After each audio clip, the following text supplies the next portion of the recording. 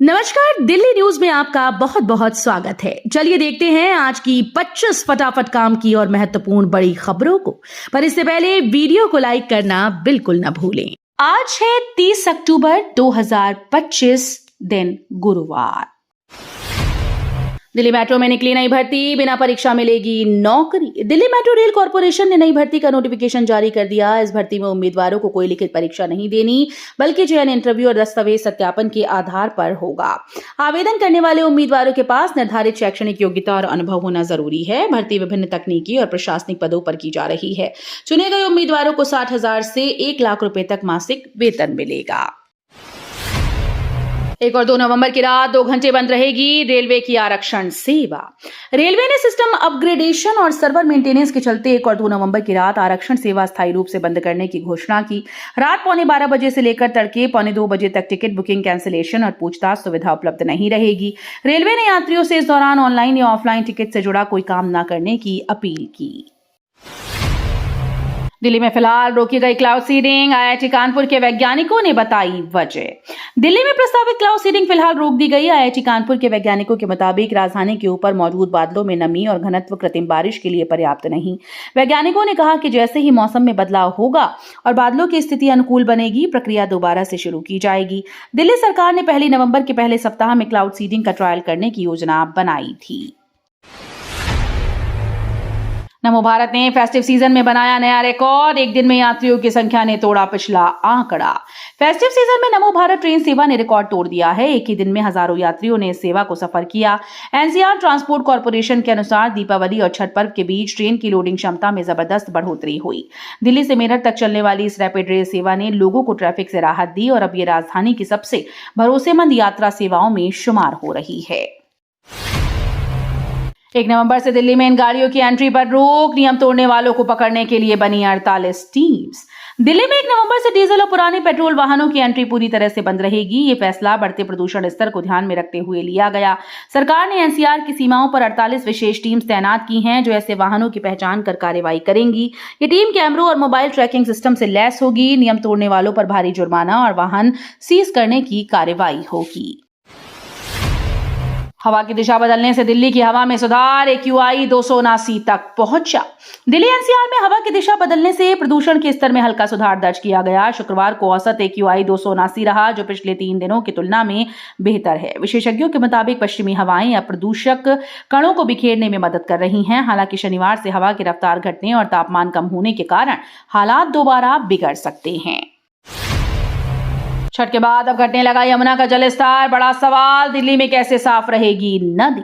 छठ पर्व के बाद यमुना का जलस्तर अब धीरे धीरे घटने लगा है। घाटों पर जमा पूजा सामग्री और कचरा एक बार फिर से नदी की सफाई पर सवाल खड़ा कर रहा है। दिल्ली जल बोर्ड और एनडीएमसी की टीम सफाई अभियान में जुटी हैं, लेकिन विशेषज्ञों का कहना है कि असली चुनौती जलस्तर घटने के बाद शुरू होती है।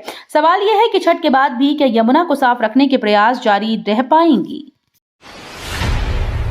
अयोध्या श्री राम मंदिर का कार्य पूर्ण, पीएम मोदी फहराएंगे सूर्य ध्वज।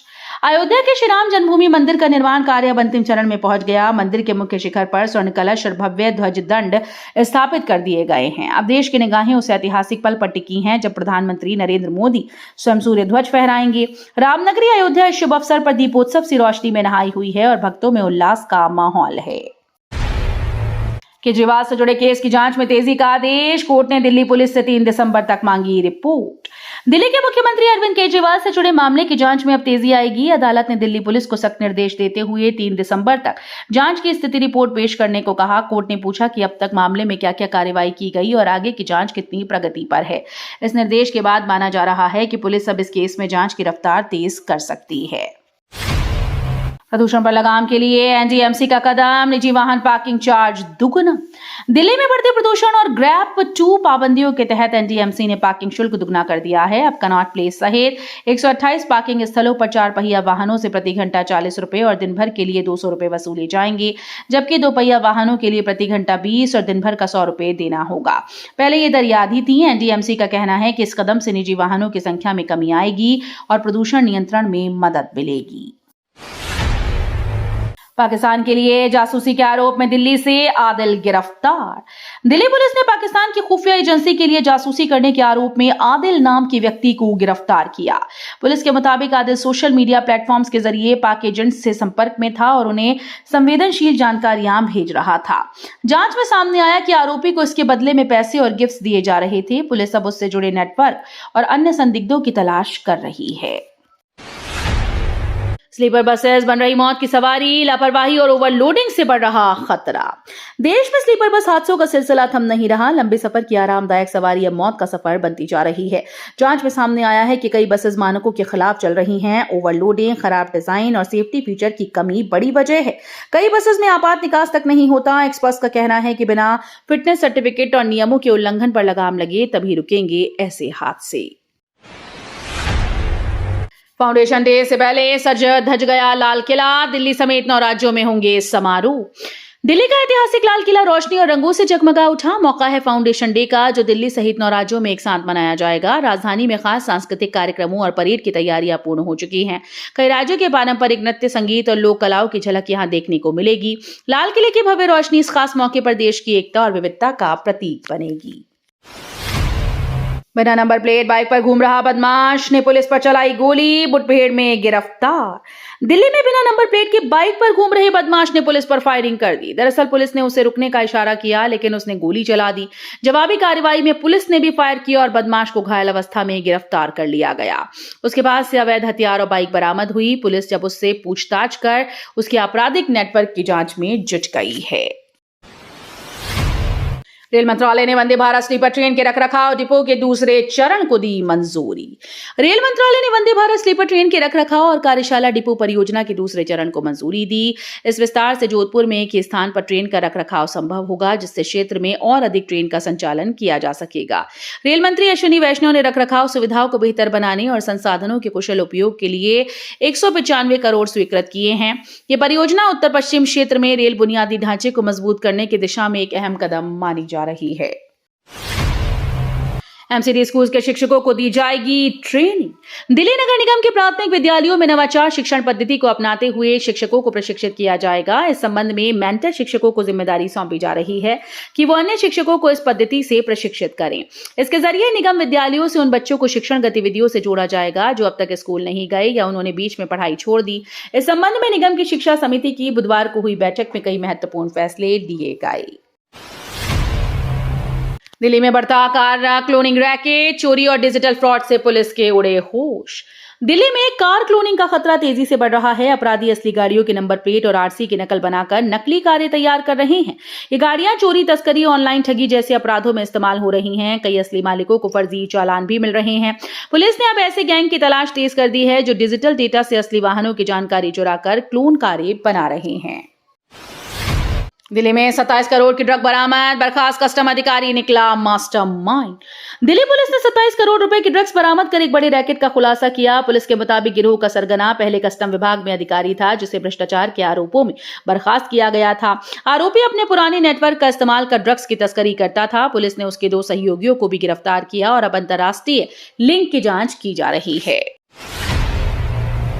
बुलडोजर एक्शन करने वाले पुलिस अधिकारी के समर्थन में गूंजे एसीपी को वापस लाओ के नारे। दिल्ली के उस इलाके में तनाव तब बढ़ गया जब बुलडोजर एक्शन का नेतृत्व करने वाले एसीपी का ट्रांसफर कर दिया गया। स्थानीय लोगों ने इस फैसले का विरोध करते हुए उनके समर्थन में नारेबाजी शुरू कर दी। एसीपी को वापस लाओ के नारे सड़कों पर गूंज उठे। लोगों का कहना है कि अधिकारी ने निष्पक्ष कार्रवाई की थी। वहीं पुलिस प्रशासन ने ट्रांसफर को नियमित प्रक्रिया बताया है। हथियार डीलर अभिषेक वर्मा केस में नया मोड़, अमेरिकी व्यवसायी का बयान होगा दर्ज। हथियार डीलर अभिषेक वर्मा से जुड़े मामले में जांच एजेंसीज को बड़ा सुराग मिल सकता है। अदालत ने अमेरिकी व्यवसायी का बयान वीडियो कॉन्फ्रेंसिंग के जरिए दर्ज करने की अनुमति दी।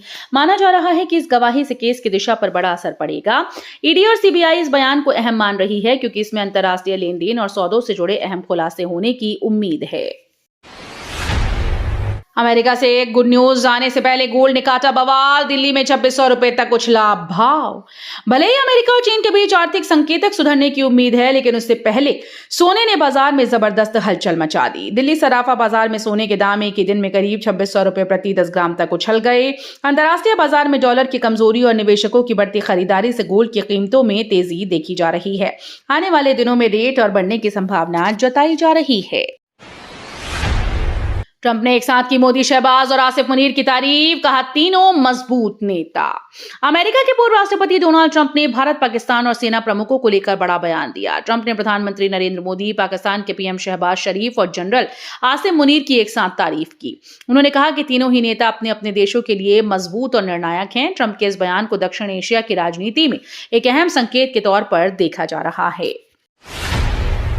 कनाडा में फिर बिश्नोई गैंग की फायरिंग। पंजाबी सिंगर चन्नी नट्टन के घर चली गोलियां। कनाडा में एक बार फिर से लॉरेंस बिश्नोई गैंग का आतंक देखने को मिला है। गैंग के सदस्यों ने पंजाबी सिंगर चन्नी नट्टन के घर पर फायरिंग करने का दावा किया। सोशल मीडिया पर एक पोस्ट के जरिए इस हमले की जिम्मेदारी ली गई। फिलहाल किसी के घायल होने की कोई खबर नहीं है, लेकिन घटना के बाद से इलाके में दहशत फैल गई। पुलिस मामले की जांच में जुटी है और सुरक्षा बढ़ा दी गई। भारत में आफत बना मोटापा। हेल्थ मिनिस्ट्री ने दिए टिप्स। भारत में मोटापा तेजी से बढ़ती स्वास्थ्य समस्या बनता जा रहा है। केंद्रीय स्वास्थ्य मंत्रालय ने इसे लेकर लोगों को जागरूक करते हुए बताया कि मानव शरीर का लगभग 60% हिस्सा पानी से बना है। शोध के मुताबिक जो लोग रोज खाना खाने से पहले पानी पीते हैं, उनका वजन 12 हफ्तों में ज्यादा घटा, जबकि जिन्होंने पानी नहीं पिया उनका वजन नहीं बदला। विशेषज्ञों का कहना है कि पानी पेट की नसों को सक्रिय करता है और दिमाग को सिग्नल देता है कि पेट भर चुका है, जिससे ओवर ईटिंग रुकती है। सरोजनी नगर ब्लास्ट की दर्दनाक यादें आज भी ताजा। दिवाली की खुशियां बनी थी मातम। दिल्ली के सरोजनी नगर बाजार में हुए बम धमाकों को आज 20 साल बीत गए, लेकिन जख्म अब भी ताजा है। दिवाली से ठीक एक दिन पहले हुई इस घटना ने खुशियों को मातम में बदल दिया था। उस मंजर को याद कर आज भी पीड़ित परिवार से सक उठते हैं। कई लोगों ने अपने परिजनों को खोया तो कुछ अब भी उस दर्द से उबर नहीं पाए। दिल्ली आज भी उस काले दिन को भुला नहीं पाई। तो ये थी आज की बड़ी खबरें। रोजाना ऐसे ही सबसे पहले अपडेट पाने के लिए चैनल को सब्सक्राइब करना बिल्कुल न भूलें। धन्यवाद।